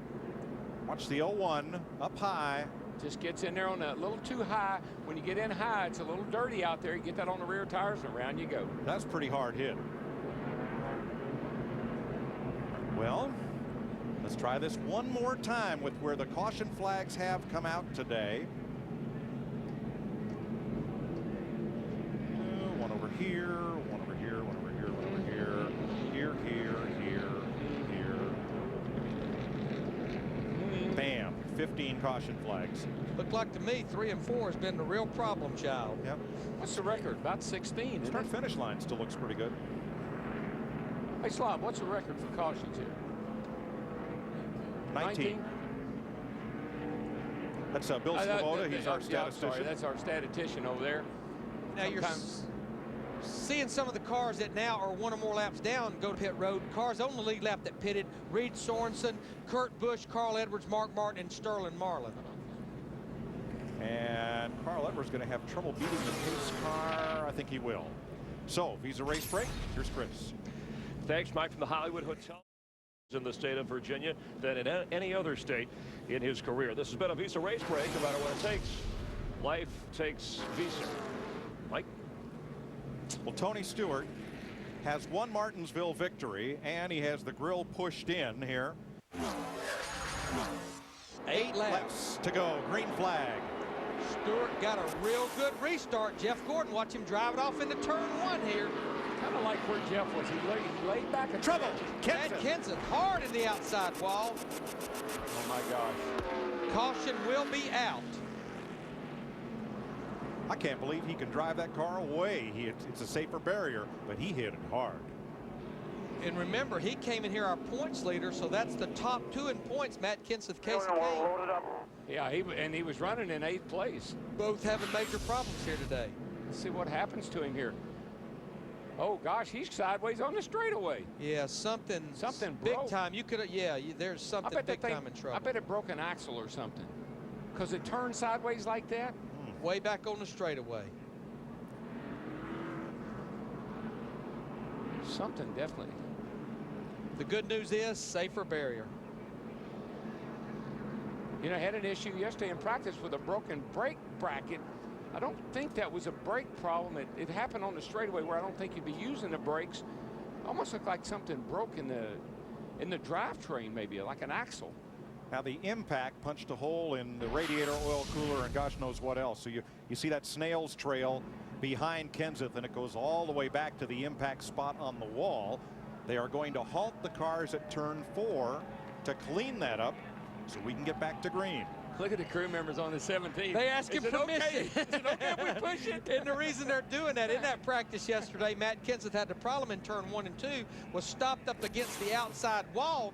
2 of his crew members went out there to see what the problem was. The next shot we saw, they were being escorted to the NASCAR trailer, so they definitely got permission. May we? Okay. Can we?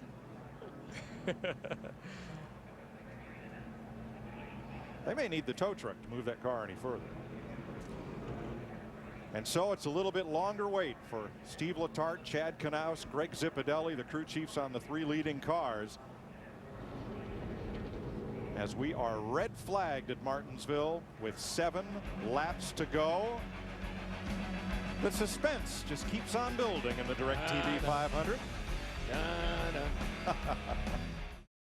Right. Pace cars in. Buckle up, folks. It's going to be 3 laps to go. Should be good. Jeff's right up on him. He's not going to let him get away. Whoa, he got away a little bit. He did. He spun his tires just ever so slightly, but so did Jeff Gordon in the 24. Kyle Busch in the 5 took a look to the inside of the 48. There goes Dale Earnhardt Jr. on the outside. Whoa, Jeff Gordon got in the stage right off of 2 over there. That's where the bad stuff was.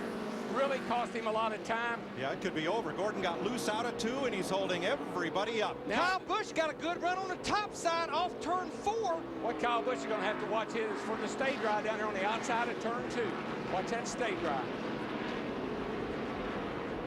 While this is going on, though, Tony Stewart in the 20, he's drove off into the sunset. White flag this time. Can you say adios, amigo?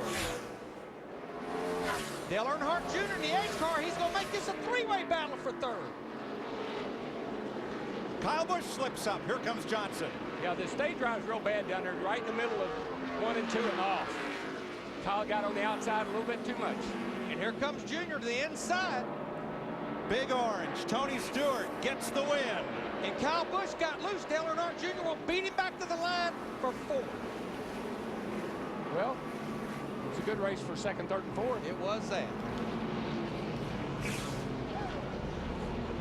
High fives all around. As Tony Stewart, who had not won since Watkins Glen last August, earns his 25th career Nextel Cup victory.